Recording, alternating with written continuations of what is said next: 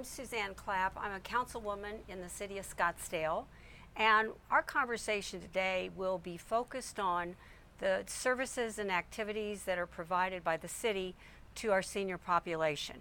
And in particular, we're going to focus on a historical perspective of the senior centers here in Scottsdale. But just to lay a little groundwork, I've been involved in a committee for about 7 or 8 years. It began with the name of Aging in Place, and it was meant to focus on the senior community and what we can do to make sure that we're providing the proper services for them, as well as addressing their needs. It evolved into a committee that's now called Age Friendly City, but it's still very important to the city that we provide services that our seniors want. We have much to offer here in the form of services and activities. So today we have guests with me who are JOAN, who is a historian here in Scottsdale and will provide us with a good historical perspective on the senior centers. We also have WIKI Campbell, who was a volunteer at the Via Linda Senior Center and can tell you a lot about how she participated in all the programs and activities at Via Linda, as well as acted as a concierge at the center. And we also have KASEY MOYERS, who is who works here at the City of Scottsdale, who was involved as a manager at one of the centers that we had that was called the Civic Center. And then when we opened up the Granite Reef Center, he was manager there. So there's a variety of perspectives here to talk about our senior programs. And one thing I should point out is that in the terms of all cities in the nation that have populations over 100,000, Scottsdale is actually number 1 with the percentage of the people who are over 65. I think many people are surprised by that particular piece of data, but it's very important to understand why we feel that senior programs are so important here, because not only do we have a lot of people who are moving to Scottsdale today who are older, but the city took into account the even growing population 50 years ago when a group of citizens realized that we need to plan for the future. And so I'm very proud to talk today about the planning that took place all those years ago to make sure that we have great senior centers today, as well as what we are doing today to make sure that we have the best community in the nation for the seniors that live here in the City of Scottsdale. So with that, I'll begin with JOAN.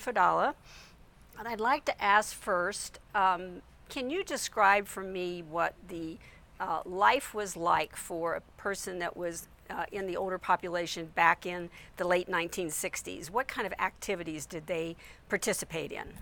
Well, if you don't mind me going back a little bit further than that, I'll pick up on what you said. Scottsdale really has always been an age-friendly city.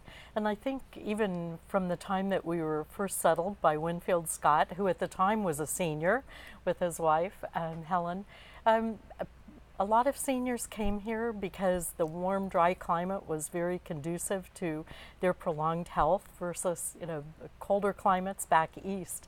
So we, from the very beginning, we were very friendly to aging population. With the advent, finally, of air conditioning after World War II, I think that created a lot more of a bump in our retiree population.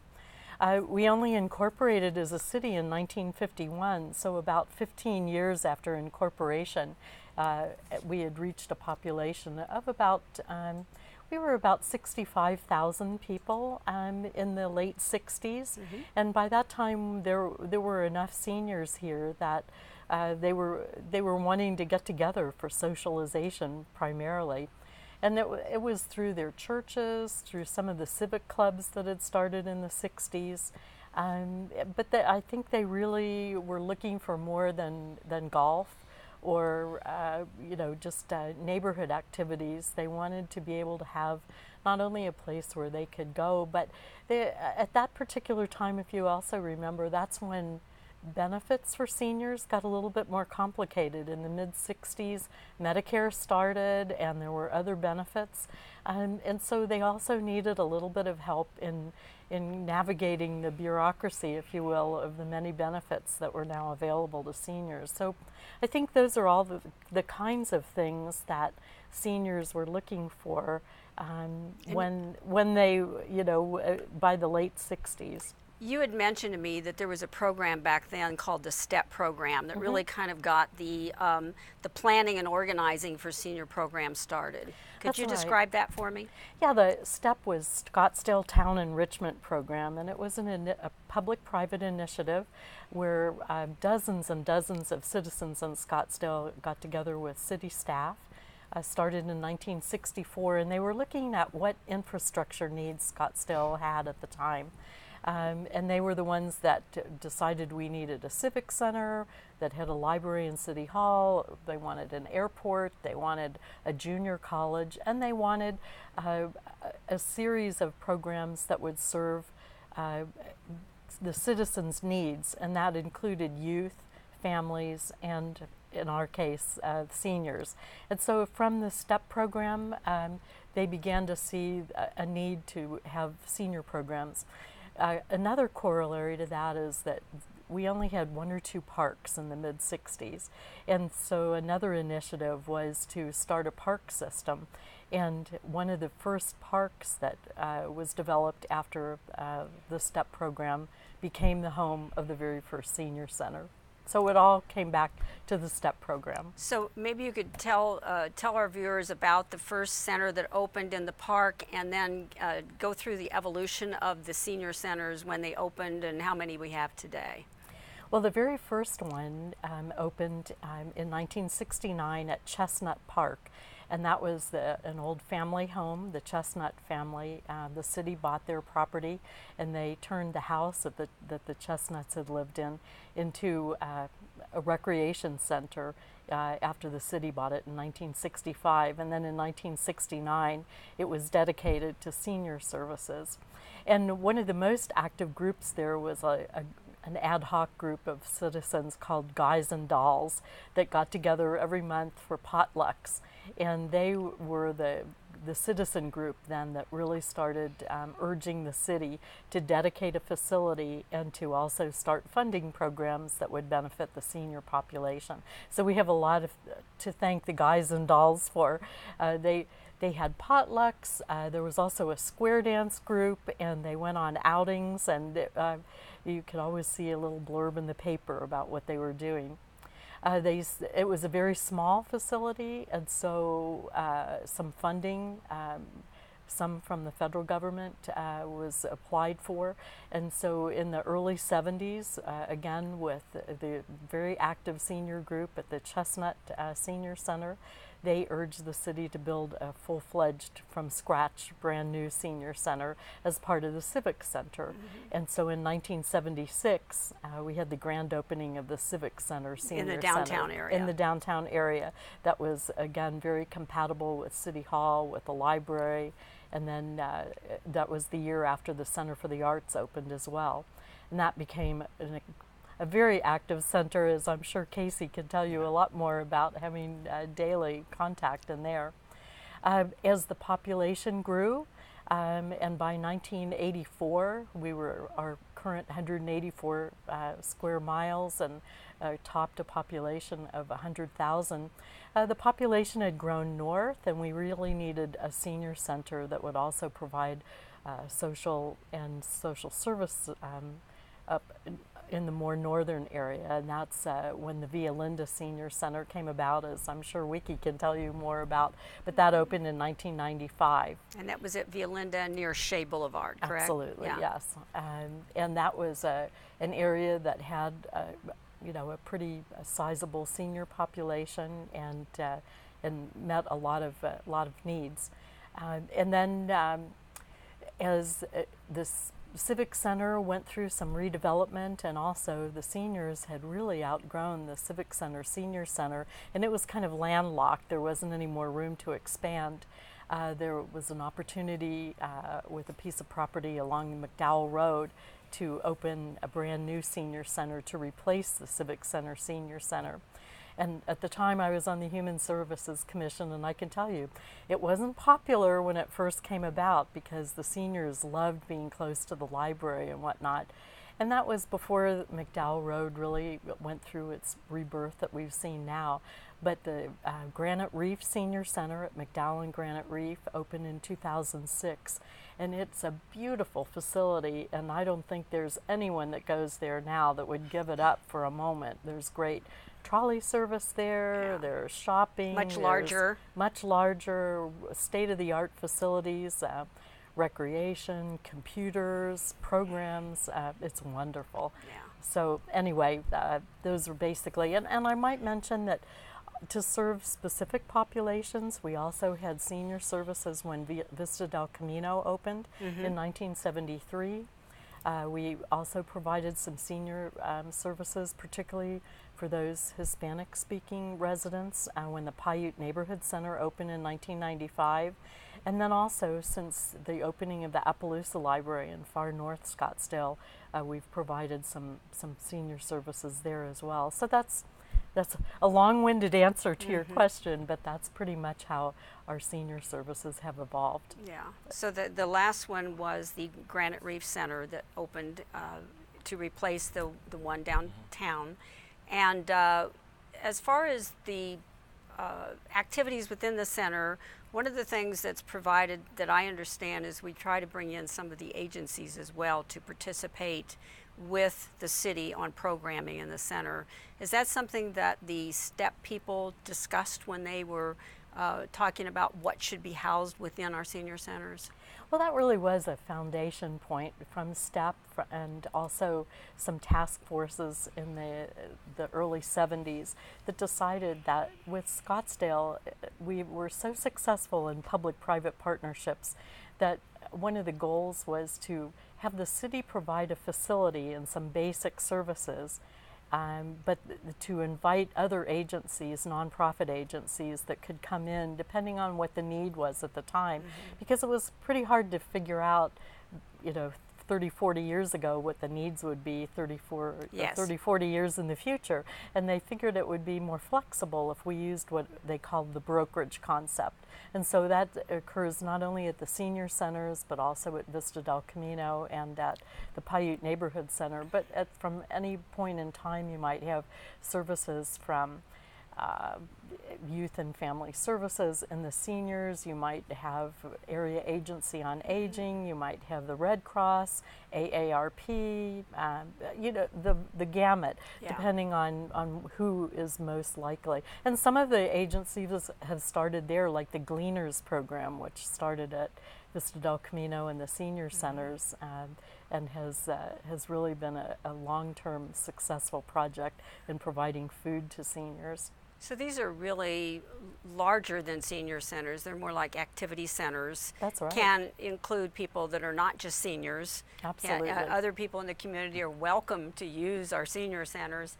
And I think that KASEY used a term with me more recently that this is not your grandmother's senior center, that we have provided facilities and services that are well beyond anything that people would have imagined.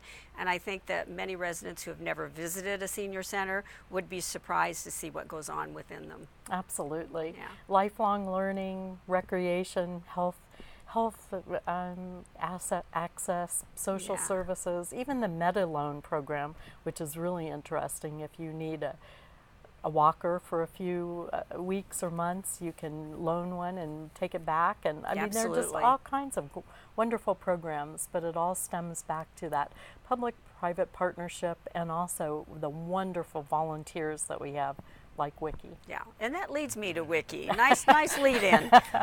Happy to do so. Happy to have WIKI Campbell here. WIKI was a volunteer at the Via Linda Center for over 20 years. That's right. And so you know intimately what goes on within the senior centers because you've been there, done that. So explain to me how you ended up going to Via Linda and actually volunteering there. What caused you to do that? What was the motivator for going into the Via Linda Center to decide to be a volunteer? Well, One day I was at Fountain Hills on an errand, and in the morning I read the Republic and it said, Via Linda Senior Center is now open. And I really didn't even know what a senior center was. But on the way back on Shea, I saw a sign, Via Linda Senior Center, and so I cut a hard right and parked and went in and talked to a delightful person whose name I don't remember today. And I think she gave me a little tour of the original building and told me what was going on. And I had, up until about that time, been a volunteer at Scottsdale North and had retired from that. And so on the counter was a stack of papers I looked at, and it said, application to volunteer. So I picked one up and said adios and got in my car and went home and read it, filled it out, brought it back, and the rest is history. Next 20 years, every Tuesday morning, and Mary Ann was the director then, and I was used to working in the afternoons, volunteering in the afternoon, better time for me, and on Monday, but she was adamant. And I could only work 4 hours. And I said, well, that's You're not retired. enough time. Yeah. 4 hours is a lot. Well, I guess. Now I couldn't do it. But I really had several discussions with her, but she was adamant. She was running it, and that's the way it was. So I, of course, acquiesced and went with her plan, and it worked out beautifully. I found out I could get up and come to work at 8 in the morning. Good for you. And What did you do when you were there? I think they called you the concierge. What is that? What did you do at the center? Anything that needs to be done, you do it. Even to wiping up floors if no one is around. But really, just the first contact that anyone had with the senior center was they came right to me at my desk, and I would visit with them and find out what their needs were and give a tour or sign them up for different programs or activities, just whatever happened, I could do it. And I do remember when people came in to sign up for a class, we had a clipboard that we put the application on, and we didn't have enough chairs. Some of them sat on the floor around the corner from the front and filled it out and then handed it back to me. So we were pretty primitive to start with, but we were happy. And how did it change over those 20 years? By the time you left, was the center, did they offer many more activities than was there at the beginning? Yes, and I was able to go with a lot of the people that came in to different activities, little tours in a bus or to lunch. I always loved to go to lunch with them. That was one of the fun things to do. We'd go to different places. But it was a wonderful place to be because you met so many people from all over the country, literally, because in the winter, it was winter visitors, and that's when we were really busy. Yeah. We had a lot to do. Yeah. Enjoyed every minute of it. Well, you know, being able to meet a lot of people at the center is one of the reasons for having a center, so that people have a way to socialize. And I think it's a great place for us to welcome people that might not have family in the area. They may not have very many friends in the area. They'd like to meet new people. This is a wonderful, safe place that has a lot of things to do that I hope that more people will find Via Linda as well as Granite Reef to come and you know, just meet new people, socialize, and be involved in the activities. And the things that you provided as far as volunteer services are so important because you were the voice for Via Linda. You were the ones who told people about the center, I'm sure, even outside of the facility. Oh, yes. I had friends from Phoenix, old-time friends that came to the Via Linda Senior Center because they knew I was there. Yes. And so they came to say hey and do whatever, have a cup of coffee or just visit. So it was enjoyable. I really enjoyed it. And if I didn't have to quit driving, I'd probably still be out there every Tuesday morning at 8. But Yeah. Well, no, I wouldn't. But your service was very valuable and a good reason to tell other people that we really appreciate the people that volunteer at the City of Scottsdale, particularly in the senior centers. The work you did there was very important. But before we finish, I'd like to find out, do you have any favorite memories of things that occurred there that just, when you think back on Via Linda, that really make you smile? Well, I think I just smiled first. It was a lovely place to work. I just really enjoyed it. And of course, we doubled the size after I'd been there about 10 years, I imagine. But the staff, that was the thing that really kept me there, was the wonderful, friendly staff. And we had fun and we'd joke. And I remember and still see some. They're still friends. And let's see. What else did Well, I know that we were talking before that you enjoyed the holiday dinners Oh, and things yes. that occurred Oh, there. yes. That was always a fun thing for you? They put a big tent up behind the center and had a catered dinner, and people from all over Scottsdale came. It was a lovely place, especially for couples that were alone and had no family. Yes. They'd come there and join our family and have a lovely time Right. and a nice dinner. Right. And that the center still does that. Both Yes. centers do. So And usually there was some entertainment, music, or local, something to make it more interesting. yeah. So obviously you enjoyed your years at Violanda Senior Absolutely. As Center. I said, I'd still be doing it. if I did. Well, you now live at Westminster and you have activities there, and hopefully your fond memories of Violanda are spilling over to telling other people about Oh, I it. think so. And there are actually people at Violanda that knew and came to Senior Center for activities. Wonderful. And, Well, thank you, WIKI, for explaining what you did and sharing your memories with well, us. it was my pleasure, Yeah. believe me. And we're going to go now to KASEY Moyers, and KASEY joined the city originally at the Civic Center. Yes. And then eventually moved over to the Granite Reef Center. And so tell us about that. And Joan mentioned that it was not a real acceptable change at the time to move from downtown to Granite Reef and No. McDowell. But tell us a little bit about how all that occurred. I started at the Senior Center in 1996, and at that time, it had grown from the original one building that they had built 20 years earlier to 4 buildings.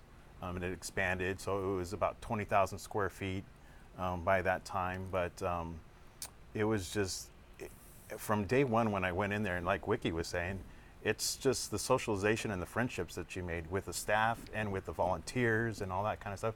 It just became like a second family, second home for a lot of the seniors who were there, and a lot of the staff too, because they would interact on so many different levels with the seniors that were there. But as time went on and as it became more popular and busy, we were looking at different avenues of having more programming for our recreational classes, all of our social services, our health and wellness activities that we had going on. WIKI talked about the special events a little bit, with the Thanksgiving luncheon and stuff like that we would have. But we would have dances and things where the building was literally packed to its gulls with people. And, you couldn't find parking if you went, down there after like 9, 10 o'clock, you couldn't find a parking spot. Or during spring training. Or during spring training especially, But, it's right across the street from here from the Center for the Arts, and it's a very great location and for lots of different activities that the seniors really enjoyed. And so Right. when we started looking at getting a replacement because we were landlocked, we couldn't expand anymore on the land, it was, okay, where are we going to go? What are we going to do from there? Are we going to move, we talked about going to Miller and Osborne or in that area. Oak was another plot of land down there. But then at that time, Smitty's, the old Smitty's on McDowell, Yes. had closed down, and that property became part of the city's inventory at the time. And after looking at all of the demographics of people and things like that, we, went out and did through the Bond 2000 election, the citizens who were, packed to the gulls, they went to not you at the time maybe, but City Council, and said, hey, we need to have a replacement senior center so that we can, have more space to be able to do things. So as we started programming, that was probably, so I started in 96, so probably about, within the first 3 or 4 years, it was just like, okay, well, now we have to start talking about all this stuff, and it took quite a long time to get there. But then the bond passed, and we were able to start that planning process. And then we had a very great collaborative effort with that Smitty site to bring a housing developer who would take part of the land. The senior center would be on the other part of the land. And then they did some shopping out in the front. And then there's another plot of land that they're holding for future use and stuff like that. But being able to, go through that process and saying, okay, what do you citizens want? What do you see? What do we need? What type of things? And Scottsdale Senior Center, when I was there, like I told you yesterday, it's not your grandparents' senior center. It's very lively, very active. People are just very involved with things. Hundreds of volunteers that without WIKI or the other hundreds of volunteers, a lot of the programming couldn't get done. So Yes. it's a great place for people to come, socialize, try new things, and just interact with people. What's the size of Granite Reef compared to the old Civic Center Senior Center? Civic Center was about 22,000 square feet, and then when we built Granite Reef, it's 37,000 square feet. We wanted to go a little bit bigger. We wanted to have it, we wanted to be able, because we went around to different, we went to Mesa, we went to lots of other cities and looked at what they were doing as far as activities. And, there's senior basketball leagues or senior volleyball leagues, and, it's just like the baby boomers at the time when we were talking, they want to be active. They don't consider themselves seniors. Right? I'm over 50. I'm not a senior, but we have people who are younger who would come in. Yes. And they would take classes, and we never carded anybody. We just said, hey, you want to come in and enjoy and participate? And it's more of an adult recreation center as opposed to the stodgy type of senior center. But the current building is 37,000 square feet. It has a large ballroom for large events. It's got a large lunchroom. It has a fitness center, which we didn't have at Civic Center. And that was another big thing that we wanted to make sure we had a big wellness program, a big fitness aspect to it, because we all need to stay healthier as we get older. And, we want to all stay healthy and young. And that's part of, exercising, unfortunately. And my doctor tells me, you want to stay like that, you got to exercise. So, but yeah, it's Computers. Computers. We have computers. They do computer training. That was a big one, especially at Via Linda. They had a big group of volunteers that would help teach classes to the seniors because, it was fairly new, and they're trying to keep up with their grandkids and all that kind of stuff. But now we offer lots of recreational classes, lots of social services programs. If there's anything that you need, like Joan had said, There's a meals program. Meals programs and things like that are coming, and even, people are trying to figure out their benefits for Medicare and all that kind of stuff. We have professional social workers on site who, will help people out and help them, with the paperwork and all that kind of stuff. Yeah, it is a great resource for people to get questions answered if they're looking for information to go into either the Granite Reef Center or the Via Linda Center and ask questions, because as you said, there are other people that are providing consultations on taxes and anything. Social Security, as well as computer training. So it's a great activity program that's been developed for the neighborhood, I think, for both neighborhoods. We tried to make sure that it was a very holistic center where we could take care of almost anything a senior might have a need, kind of a one-stop shop for anything that they possibly could have. Right. And the staff there just takes care of things and does a great job at it. And well, we appreciate the work you've done at both of the senior centers. And I never thought I'd work for 15 years in the senior centers, but it's been one of my best memories that I have, and have made great friends with the seniors and great friends with all the staff and everything like that. Yeah. But it's just a wonderful experience that I've had. Well, thank you, Kasey, for sharing all that with us. And you did mention, and I think it's important to add that the development of the senior center as well as the Smitty site into McDowell Village has totally changed that end of McDowell Road, and it was at the forefront of all the development that's now taking place along McDowell Road. So, you know, in thinking about where you put the center, it was really an ideal place to site it in order to help improve the neighborhood and encourage other development that took place. So it served many purposes, not just for seniors. And so I would like to let you know that we are going to do several programs like this on seniors and the aging population in Scottsdale. The next one will be on social services, so we can delve more in detail about some of the things we talked about today, because there are so many services and activities available to seniors in Scottsdale, not only in the senior centers, but in many other ways, that we need to make sure that everyone understands that, because there's no use in having these programs if people don't know about them, and that's the intention of today, to talk about the services that are available to seniors. We'll do one later on recreation and all the recreational activities that are available for seniors. And the final program will likely be talking about transportation for the senior population, not only to the senior centers, but throughout the city of Scottsdale. So I appreciate you listening to our conversation about the senior activities in Scottsdale and our attempt to be an age-friendly city, and hope to see you again soon. Thank you.